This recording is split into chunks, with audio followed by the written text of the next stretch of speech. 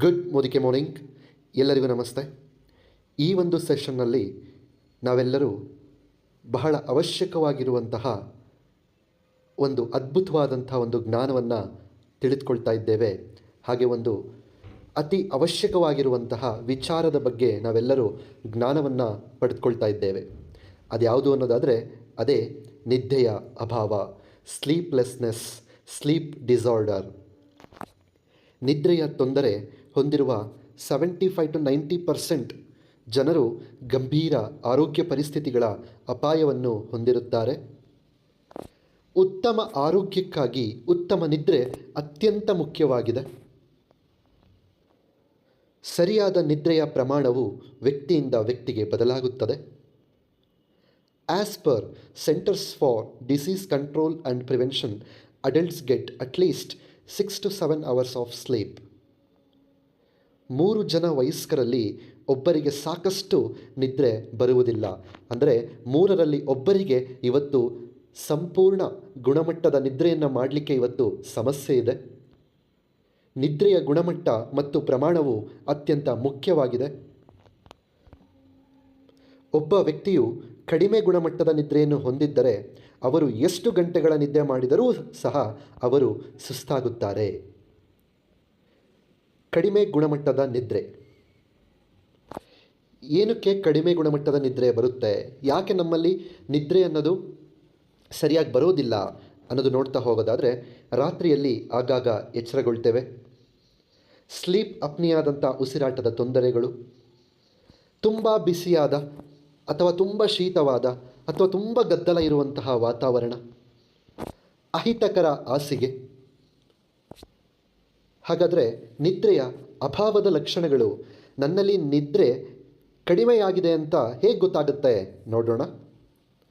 ಆಯಾಸ, ಸಿಡುಕುತನ, ಮನಸ್ಥಿತಿ ಬದಲಾವಣೆಗಳು, ಗಮನ ಮತ್ತು ನೆನಪಿಟ್ಟುಕೊಳ್ಳಲು ತೊಂದರೆ, ಕಡಿಮೆಯಾದ ಲೈಂಗಿಕ ಆಸಕ್ತಿ.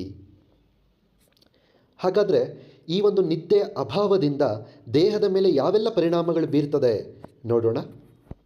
ರೋಗ ನಿರೋಧಕ ಶಕ್ತಿ ಕುಂಠಿತವಾಗುತ್ತದೆ. ಇದರಿಂದ ಸೋಂಕುಗಳು ಮತ್ತು ಉಸಿರಾಟದ ಕಾಯಿಲೆಗಳಿಗೆ ಗುರಿಯಾಗುತ್ತದೆ. ತೂಕದಲ್ಲಿ ಬದಲಾವಣೆಗಳು. ನಿದ್ರೆಯ ಅಭಾವವು ಹಸಿವು ಮತ್ತು ಪೂರ್ಣತೆಯ ಭಾವನೆಗಳನ್ನು ನಿಯಂತ್ರಿಸುವ ಹಾರ್ಮೋನುಗಳ ಮೇಲೆ ಪರಿಣಾಮ ಬೀರುತ್ತದೆ. ದೇಹದ ತೂಕ ಹೆಚ್ಚಾಗುವುದು ಮತ್ತು ಬೊಜ್ಜು ಬರುವುದು. ಇದು ಇನ್ಸುಲಿನ್ ಬಿಡುಗಡೆಯನ್ನು ಪ್ರಚೋದಿಸಬಹುದು. ನಿದ್ರೆಯಲ್ಲಿನ ಬದಲಾವಣೆಯು ಕೊಬ್ಬಿನ ಶೇಖರಣೆಯನ್ನು ಹೆಚ್ಚಿಸಲು ಕಾರಣವಾಗಬಹುದು. ಟೈಪ್ 2 ಮಧುಮೇಹ, ಡಯಾಬಿಟಿಸ್ ಬರುವಂಥ ಸಾಧ್ಯತೆ ಇದೆ. ಹೆಚ್ಚಿನ ಅಪಾಯ ಕೂಡ ಇದೆ. ಹೃದಯ ರಕ್ತನಾಳದ ಕಾಯಿಲೆಗಳ ಅಪಾಯವನ್ನು ಹೆಚ್ಚಿಸುತ್ತದೆ. ನಿದ್ರೆಯು ಹೃದಯ ನಾಳಗಳನ್ನು ಸರಿಪಡಿಸಲು ಮತ್ತು ಪುನರ್ನಿರ್ಮಾಣ ಮಾಡಲು ಸಹಾಯ ಮಾಡುತ್ತದೆ ಮತ್ತು ಪ್ರಕ್ರಿಯೆಯ ಮೇಲೆ ಪರಿಣಾಮ ಬೀರುತ್ತದೆ. ಅಂದರೆ ರಕ್ತದೊತ್ತಡದ, ಸಕ್ಕರೆ ಮಟ್ಟಗಳು ಮತ್ತು ಉರಿಯೂತ ನಿಯಂತ್ರಣ. ಇದು ಬೆಳವಣಿಗೆಯ ಹಾರ್ಮೋನುಗಳು ಮತ್ತು ಟೆಸ್ಟೋಸ್ಟೆರೋನ್ ಉತ್ಪಾದನೆ ಸೇರಿದಂತೆ ಹಾರ್ಮೋನ್ ಉತ್ಪಾದನೆಯ ಮೇಲೆ ಪರಿಣಾಮ ಬೀರಬಹುದು. ದೇಹವು ಒತ್ತಡದ ಹಾರ್ಮೋನುಗಳನ್ನು ಬಿಡುಗಡೆ ಮಾಡಲು ಕಾರಣವಾಗುತ್ತದೆ. ದೇಹವು ಹೆಚ್ಚುವರಿ ಒತ್ತಡದ ಹಾರ್ಮೋನುಗಳನ್ನು ಬಿಡುಗಡೆ ಮಾಡಲು ಕಾರಣವಾಗುತ್ತದೆ. ನಾರ್ ಎಪಿನೆಫ್ರೈನ್ ಮತ್ತು ಕಾರ್ಟಿಸಾಲ್. ಮೆದುಳು ತಾರ್ಕಿಕತೆಯನ್ನು ನಿಭಾಯಿಸುವ ಪ್ರಿಫ್ರಂಟಲ್ ಕಾರ್ಟೆಕ್ಸ್ ಮತ್ತು ಭಾವನೆಯೊಂದಿಗೆ ವ್ಯವಹರಿಸುವ ಅಮಿಗ್ಡಾಲಾ ಮೇಲೆ ಪರಿಣಾಮ ಬೀರುತ್ತದೆ. ಹೊಸ ನೆನಪುಗಳನ್ನು ರೂಪಿಸಲು ವ್ಯಕ್ತಿಗೆ ಕಷ್ಟವಾಗುತ್ತದೆ. ಇದು ಕಲಿಕೆಯ ಮೇಲೆ ಪರಿಣಾಮ ಬೀರಬಹುದು. ಫರ್ಟಿಲಿಟಿ ಹೆಚ್ಚಿಸುವ ಹಾರ್ಮೋನುಗಳ ಉತ್ಪಾದನೆಯ ಮೇಲೆ ಪರಿಣಾಮ ಬೀರುತ್ತದೆ. ಅಪಘಾತಗಳ ಅಪಾಯವನ್ನು ಹೆಚ್ಚಿಸುತ್ತದೆ. ನಿದ್ರೆಯ ಕೊರತೆಯು ಗಮನ ಹರಿಸುವ, ತ್ವರಿತವಾಗಿ ಪ್ರತಿಕ್ರಿಯಿಸುವ, ನಿರ್ಧಾರಗಳನ್ನು ತೆಗೆದುಕೊಳ್ಳುವ ಸಾಮರ್ಥ್ಯವನ್ನು ಮಿತಿಗೊಳಿಸುತ್ತದೆ. ನಿದ್ರೆಯ ಚಾಲನೆಯ ಹೆಚ್ಚಿನ ಅಪಾಯ ಅಪಘಾತಕ್ಕೆ ಕಾರಣವಾಗುತ್ತದೆ. ಬೇಗ ಮುಪ್ಪಾಗುವುದು, ಹಾಗೆ ಜೀವಕೋಶಗಳಿಗೆ ಹಾನಿ ಉಂಟಾಗುವಂಥದ್ದು, ಮಾನಸಿಕ ಅಸ್ವಸ್ಥತೆ, ಅನಿಯಮಿತ ರಕ್ತದ ಒತ್ತಡ, ಇದೆಲ್ಲದೂ ಕೂಡ ನಿದ್ದೆಯ ಅಭಾವದಿಂದ ದೇಹದ ಮೇಲೆ ಆಗುವಂತಹ ಪರಿಣಾಮಗಳು. ಹಾಗಾದರೆ ಇದೆಲ್ಲ ಒಂದು ಶಾರ್ಟ್ ಟರ್ಮಲ್ಲಿ ಆಗುವಂಥ ಒಂದಿಷ್ಟು ಸೈಡ್ ಎಫೆಕ್ಟ್ಸ್ ಆಗೋದಾದರೆ, ದೀರ್ಘಕಾಲದ ಪರಿಣಾಮಗಳು ಅಂದರೆ ತುಂಬ ದಿನಗಳ ಕಾಲ ನನಗೆ ನಿದ್ದೆ ಬರ್ತಾ ಇಲ್ಲ, ನಿದ್ದೆಯ ಅಭಾವ ಇದೆ ಅನ್ನೋದಾದರೆ ಅದರಿಂದ ಏನೆಲ್ಲ ತೊಡಕುಗಳಾಗುತ್ತೆ ನೋಡೋಣ. ಅಧಿಕ ರಕ್ತದ ಒತ್ತಡ, ಮಧುಮೇಹ, ಇನ್ಸುಲಿನ್ ಪ್ರತಿರೋಧ, ನಿದ್ರೆಯಲ್ಲಿ ಉಸಿರು ಕಟ್ಟುವಿಕೆ, ಹೃದಯಾಘಾತ, ಸ್ಟ್ರೋಕ್, ಖಿನ್ನತೆ ಮತ್ತು ಆತಂಕ ಹಾಗೂ ಮನೋರೋಗ. ಇದೆಲ್ಲದೂ ಕೂಡ ದೇಹದ ಮೇಲೆ ದೀರ್ಘಕಾಲದಲ್ಲಿ ನಿದ್ದೆಯ ಅಭಾವದಿಂದ ಬೀರುವಂತಹ ಪರಿಣಾಮಗಳು. ಹಾಗಾದರೆ ನಿದ್ದೆ ಬರೋದಿಲ್ಲ, ಹಾಗಾದರೆ ಯಾಕೆ ಬರ್ತಾ ಇಲ್ಲ, ಅದಕ್ಕೆ ಕಾರಣ ಆದರೂ ಏನು ನೋಡೋಣ. ಶಿಫ್ಟ್ ಆಧಾರಿತ ಕೆಲಸ, ಗದ್ದಲದ ವಾತಾವರಣ ಅಥವಾ ಸರಿಯಾದ ತಾಪಮಾನವಿಲ್ಲ, ಮೀಟಿಂಗ್ ಡೆಡ್ಲೈನ್ಸ್, ಹಾಸಿಗೆಯ ಹತ್ತಿರ ಎಲೆಕ್ಟ್ರಾನಿಕ್ಸ್ ಸಾಧನಗಳನ್ನು ಬಳಸುವುದು ಅಥವಾ ಮಲಗುವ ಕೋಣೆಯಲ್ಲಿ ಅವುಗಳನ್ನು ಇಡುವುದು, ಖಿನ್ನತೆ, ನಿದ್ರೆಯಲ್ಲಿ ಉಸಿರುಕಟ್ಟುವಿಕೆ ಮತ್ತು ದೀರ್ಘಕಾಲದ ನೋವಿನಂತಹ ವೈದ್ಯಕೀಯ ಸಮಸ್ಯೆಗಳು, ರಾತ್ರಿ ವೇಳೆಯಲ್ಲಿ ಇನ್ನೊಬ್ಬ ವ್ಯಕ್ತಿಯನ್ನು ನೋಡಿಕೊಳ್ಳುವುದು, ಹಾಗೆ ಇವತ್ತಿರುವಂತಹ stress and anxiety, poor sleeping habits, irregular sleep schedule, work stress, busy life style, environmental factors, blue light emission, noise, light, temperature, technology and gadgets, notifications and alerts. ಇದೆಲ್ಲದರಿಂದ ಇವತ್ತು ಏನಾಗ್ತಾ ಇದೆ, ನಿದ್ದೆಯ ಅಭಾವಕ್ಕೆ ಇವತ್ತು ಕಾರಣಗಳು. ಹಾಗಾದರೆ ಸಾಮಾನ್ಯವಾಗಿ ನಿದ್ರೆಗೆ ಅಡ್ಡಿಪಡಿಸುವ ಆರೋಗ್ಯ ಸಮಸ್ಯೆಗಳು ಅಂದರೆ ಯಾವ ಆರೋಗ್ಯ ಸಮಸ್ಯೆ ಇದ್ದರೆ ನನಗೆ ನಿದ್ದೆ ಬರೋದಿಲ್ಲ ಅದನ್ನು ಕೂಡ ನೋಡೋಣ.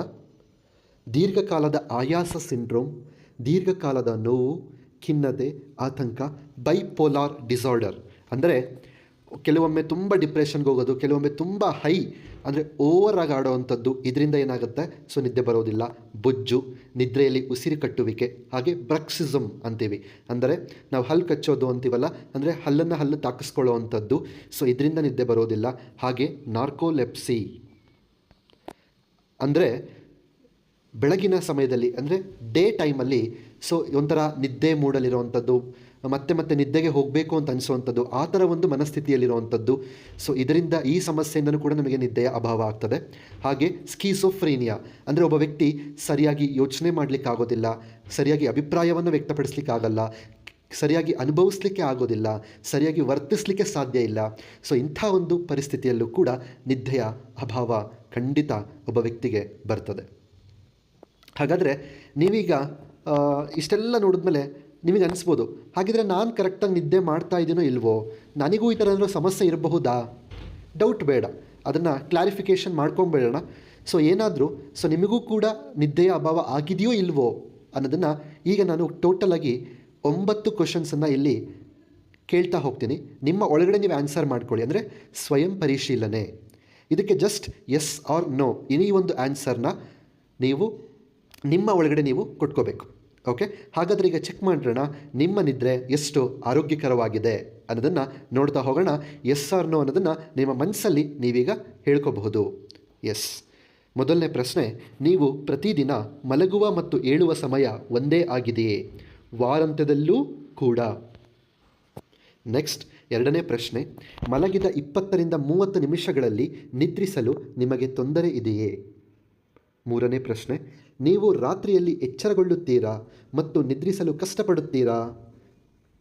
ನಾಲ್ಕನೇ ಪ್ರಶ್ನೆ, ಮಲಗುವ ಮುನ್ನ 1 ಗಂಟೆಯಲ್ಲಿ ನೀವು ಪ್ರಕಾಶಮಾನ ಪರದೆಯೊಂದಿಗೆ ಎಲೆಕ್ಟ್ರಾನಿಕ್ಸ್ ಸಾಧನಗಳನ್ನು, ಕಂಪ್ಯೂಟರ್, ಫೋನ್, ಟಿವಿ ಎಕ್ಸೆಟ್ರಾ ಇವನ್ನು ಬಳಸ್ತಾ ಇದ್ದೀರಾ?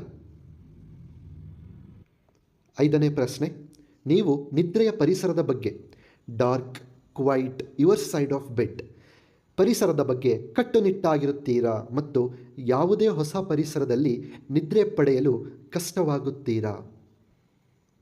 ನೀವು ಆಗಾಗ್ಗೆ, ಇದು ಆರನೇ ಪ್ರಶ್ನೆ, ಆಗಾಗ್ಗೆ ನಿಧಾನ ಪ್ರತಿಕ್ರಿಯೆ ಸಮಯ ಮತ್ತು ದಿನದಲ್ಲಿ ಶಕ್ತಿಯ ಕೊರತೆಯನ್ನು ಅನುಭವಿಸುತ್ತೀರಾ? ನೆಕ್ಸ್ಟ್, ಏಳನೇ ಪ್ರಶ್ನೆ, ನೀವು ಹಗಲಿನಲ್ಲಿ 30 ನಿಮಿಷಗಳಿಗಿಂತ ಹೆಚ್ಚು ನಿದ್ರೆ ಮಾಡುತ್ತೀರಾ? ಎಂಟನೇ ಪ್ರಶ್ನೆ, ನೀವು ಪ್ರತಿದಿನ ಬೆಳಿಗ್ಗೆ ಉಲ್ಲಾಸ ಮತ್ತು ಚೈತನ್ಯದಿಂದ ಎಚ್ಚರಗೊಳ್ಳುತ್ತೀರಾ? ನೀವು ದಿನವಿಡೀ, 9ನೇ ಪ್ರಶ್ನೆ, ನೀವು ದಿನವಿಡೀ ಪರಿಣಾಮಕಾರಿಯಾಗಿ ಕೇಂದ್ರೀಕರಿಸಲು ಮತ್ತು ಗಮನ ಹರಿಸಲು ಸಮರ್ಥರಾಗಿದ್ದೀರಾ? ಎಸ್. ಈಗ 9 ಕ್ವೆಶನ್ಗೂ ನೀವು ನಿಮ್ಮ ಮನಸ್ಸಲ್ಲಿ ಎಸ್ ಅಥವಾ ನೋ ಅನ್ನೋ ಒಂದು ಉತ್ತರವನ್ನು ನೀವು ಕೊಟ್ಕೊಂಡಿದ್ದೀರಾ. ಅದರಲ್ಲಿ ಟೋಟಲ್ ಎಸ್ ಅಂದರೆ ಹೌದು ಅನ್ನೋ ಒಂದು ಉತ್ತರಗಳು 0ಇಂದ 3 ತನಕ ಹೌದು ಅನ್ನೋ ಒಂದು ಉತ್ತರ, ನಿಮ್ಮ ಒಂದು ಈ ಪ್ರಶ್ನೆಗಳಿಗೆ ಉತ್ತರ ನಿಮಗೆ ಬಂದಿದ್ದರೆ ನಿಮ್ಮ ನಿದ್ದೆಯ ಹವ್ಯಾಸ, ನಿದ್ದೆ ಮಾಡುವಂಥ ಒಂದು ವ್ಯವಸ್ಥೆ ನಿಮ್ಮಲ್ಲಿ ತುಂಬ ಚೆನ್ನಾಗಿದೆ, ಯಾವುದೇ ಭಯ ಪಡುವಂಥ ಅವಶ್ಯಕತೆ ಇಲ್ಲ. ಸೊ ಅದೇ ರೀತಿ ಕಂಟಿನ್ಯೂ ನೀವು ಅತ್ಯುತ್ತಮವಾದ ನಿದ್ದೆಯನ್ನು ನೀವು ಮಾಡಬಹುದು.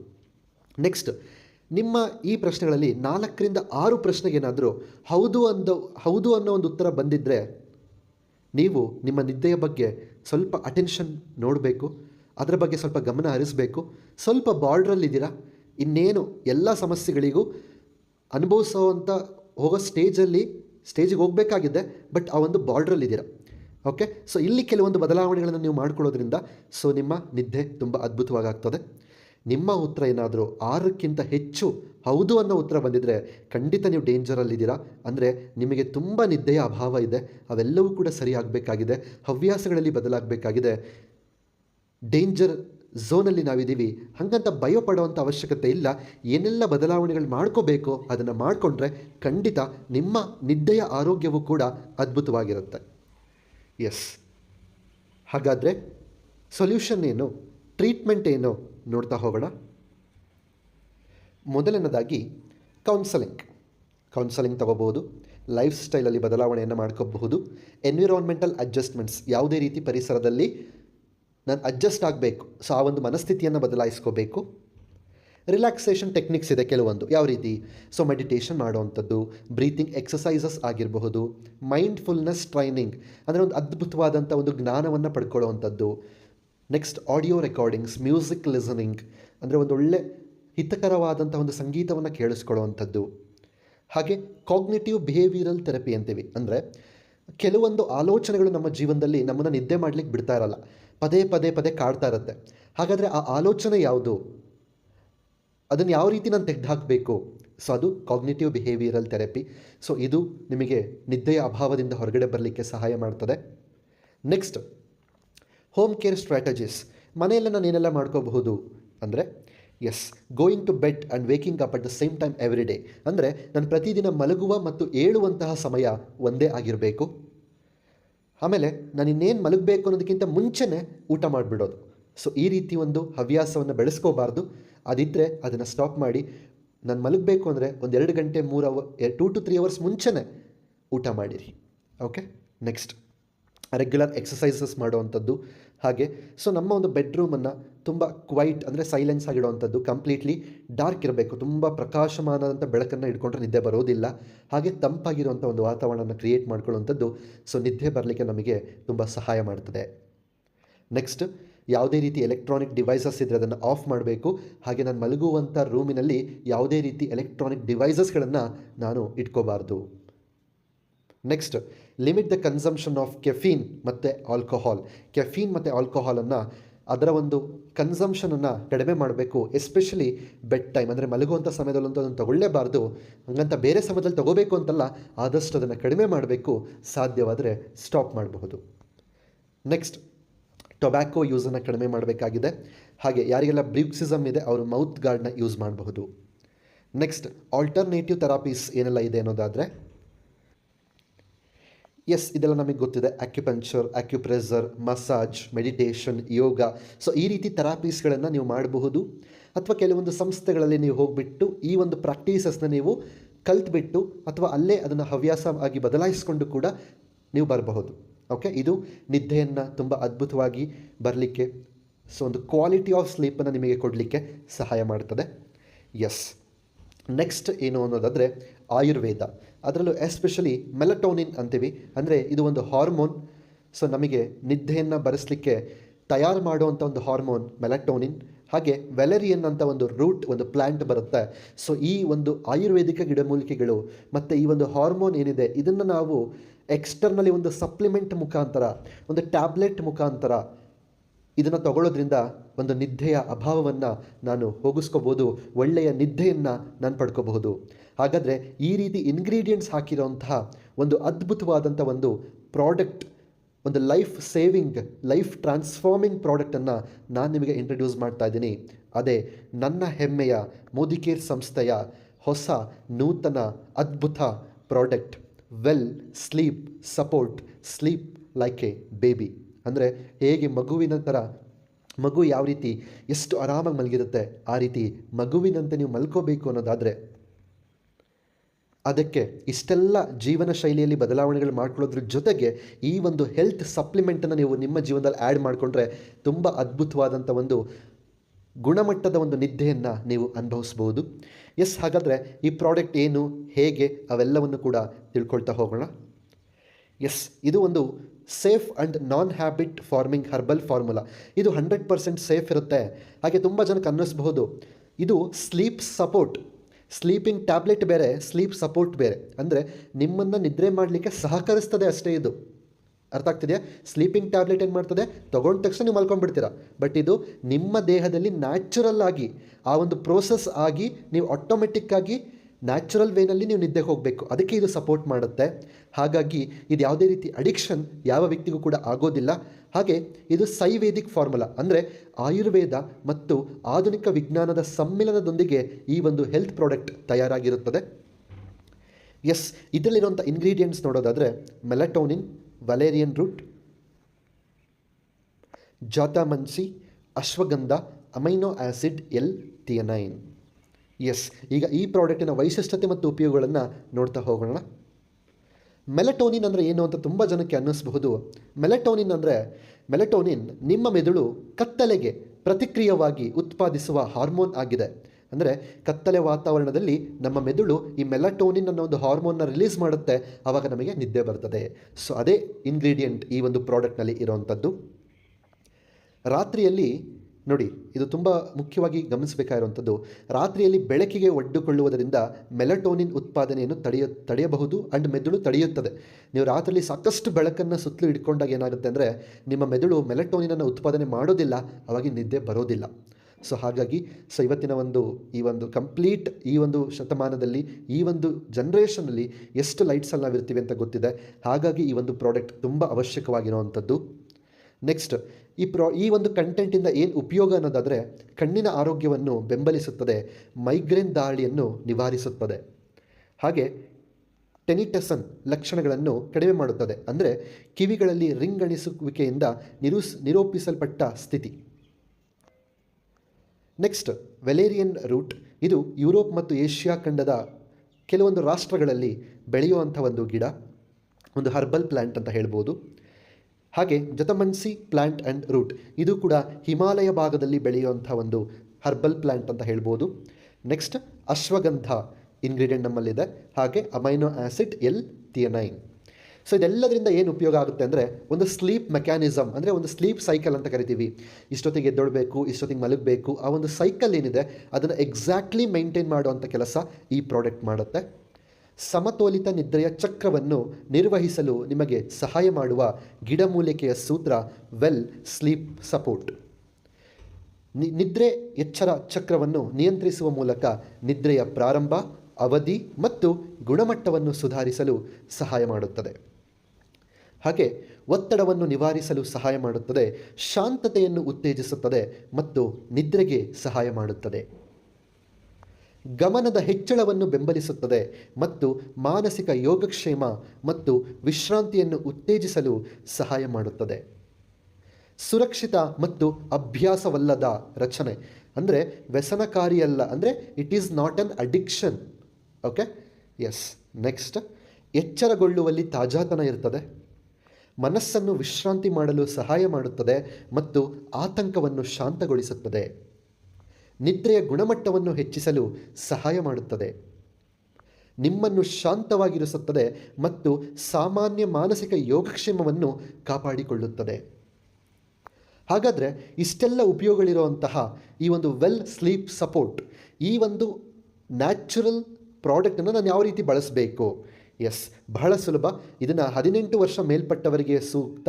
ಅವರು ಮಾತ್ರ ಈ ಒಂದು ಪ್ರಾಡಕ್ಟನ್ನು, ಈ ಉತ್ಪನ್ನವನ್ನು ಬಳಸಬಹುದು. ಪ್ರತಿದಿನ ರಾತ್ರಿ ಊಟದ ನಂತರ 1 ಮಾತ್ರೆ, ಸೊ ಜಸ್ಟ್ ಈ ಒಂದು ಬೆಟರ್ ರಿಸಲ್ಟ್ ನಿಮಗೆ ಬರಬೇಕಂತಂದರೆ ಪ್ರತಿದಿನ ರಾತ್ರಿ ಊಟದ ನಂತರ ಒಂದು ಮಾತ್ರೆಯನ್ನು ತಗೊಳ್ಳಿ. ಕೇವಲ 3 ತಿಂಗಳು ನೀವು ಈ ಒಂದು ಪ್ರಾಡಕ್ಟನ್ನು ಬಳಸಿದ್ರೆ ಸಾಕು, ಅತ್ಯುತ್ತಮವಾದಂತಹ ಗುಣಮಟ್ಟದ ನಿದ್ದೆ ನಿಮ್ಮದಾಗುತ್ತೆ. ಎಸ್, ಹಾಗಾದರೆ ಸೊ ಈ ಒಂದು ಪ್ರಾಡಕ್ಟಿನ ಪ್ರೈಸ್ ಮತ್ತು ಕ್ವಾಂಟಿಟಿ ನೋಡೋದಾದರೆ, ಸೊ ಒಂದು ವೆಲ್ ಸ್ಲೀಪ್ ಸಪೋರ್ಟ್ ಬಾಕ್ಸಲ್ಲಿ ನಿಮಗೆ 60 ಟ್ಯಾಬ್ಲೆಟ್ಸ್ ಇರುತ್ತೆ. ಅಂದರೆ ನಿಯರ್ಲಿ 2 ಮಂತ್ಸ್ ನಿಮಗೆ ಒಂದು ಬಾಟಲ್ ನಿಮಗೆ ಬರುತ್ತೆ. ಸೊ ಇದರ ಒಂದು ಪ್ರೈಸ್ ಬಂದುಬಿಟ್ಟು 1199 ರುಪೀಸ್, 1199 ರೂಪಾಯಿ ಮಾತ್ರ. ಇದಿಷ್ಟು ಕೂಡ ಈ ಒಂದು ಹೊಸ ಪ್ರಾಡಕ್ಟ್ ಆಗಿರುವಂತಹ ವೆಲ್ ಸ್ಲೀಪ್ ಸಪೋರ್ಟ್ನ ಸಂಪೂರ್ಣ ಅವಶ್ಯಕತೆ, ವೈಶಿಷ್ಟ್ಯತೆ ಮತ್ತು ಉಪಯೋಗಗಳು ಕನ್ನಡದಲ್ಲಿ. ಎಸ್, ನೀವು ಸಂಪೂರ್ಣವಾಗಿ ಅರ್ಥ ಮಾಡ್ಕೊಂಡಿದ್ದೀರಾ. ಸೊ ನಿದ್ದೆಯ ಅಭಾವ ಯಾಕೆ ಬರುತ್ತೆ, ಇವತ್ತು ಎಷ್ಟು ಜನಕ್ಕೆ ಆ ಸಮಸ್ಯೆ ಇದೆ, ಏನಕ್ಕೋಸ್ಕರ ನಿದ್ದೆ ನನಗೆ ಸರಿಯಾಗಿ ಮಾಡಲಿಕ್ಕಾಗ್ತಿಲ್ಲ, ಆ ನಿದ್ದೆ ನಾನು ಸರಿಯಾಗಿ ಮಾಡದೇ ಇರೋದ್ರಿಂದ ಏನೆಲ್ಲ ಸಮಸ್ಯೆಗಳು ಬರುತ್ತೆ, ದೀರ್ಘಾವಧಿಯಲ್ಲಿ ಯಾವೆಲ್ಲ ಸಮಸ್ಯೆಗಳು ಬರುತ್ತೆ, ಅದಕ್ಕೆ ನಾನು ಚಿಕಿತ್ಸೆ ರೂಪದಲ್ಲಿ ಯಾವೆಲ್ಲ ವಿಧಾನಗಳನ್ನು ನಾನು ಮಾಡ್ಬೋದು, ಮನೆಯಲ್ಲಿ ನಾನು ಯಾವ ಥರ ಟ್ರೀಟ್ಮೆಂಟ್ ತೊಗೋಬೋದು, ಕೆಲವೊಂದು ಸಂಸ್ಥೆಗಳಿಂದ ಯಾವ ರೀತಿ ತೊಗೋಬೋದು. ಹಾಗೆ ಕೊನೆಯದಾಗಿ ನೀವು ನೋಡಿದ್ರಿ ಒಂದು ಅದ್ಭುತವಾದಂಥ ಒಂದು ಹೆಲ್ತ್ ಪ್ರಾಡಕ್ಟ್, ಹೆಲ್ತ್ ಸಪ್ಲಿಮೆಂಟ್, ನಿಮ್ಮ ನಿದ್ದೆಯ ಅಭಾವದಿಂದ ನಿಮ್ಮನ್ನು ಹೊರಗೆ ತಂದು ನಿಮಗೆ ಒಂದು ಒಳ್ಳೆಯ ನಿದ್ದೆಯನ್ನು ಕೊಡುವಂಥ, ನಿಮ್ಮ ಮನಸ್ಸನ್ನು ಶಾಂತಗೊಳಿಸುವಂತಹ ಅದ್ಭುತವಾದಂಥ ಒಂದು product well sleep support, sleep like A baby. ಈ ಒಂದು ಪ್ರಾಡಕ್ಟ್ ಅದ್ಭುತವಾಗಿದೆ. ಯಾರಿಗೆಲ್ಲ ಈ ಒಂದು ಪ್ರಾಡಕ್ಟ್ ಬೇಕಾಗಿದೆ, ನಿಮಗೆ ಪರಿಚಯ ಇರುವಂತಹ ಮೋದಿಕೇರ್ ಸಂಸ್ಥೆಯ ಹೆಲ್ತ್ ಅಡ್ವೈಸರ್ಸ್ ಅಥವಾ ಮೋದಿಕೇರ್ ಸಂಸ್ಥೆಯ ಕನ್ಸಲ್ಟೆಂಟ್ಸ್ಗಳನ್ನು ಸಂಪರ್ಕಿಸಿ. ಸಂಪೂರ್ಣ ವಿಡಿಯೋನ ವೀಕ್ಷಿಸಿದ್ದಕ್ಕೆ ಧನ್ಯವಾದಗಳು.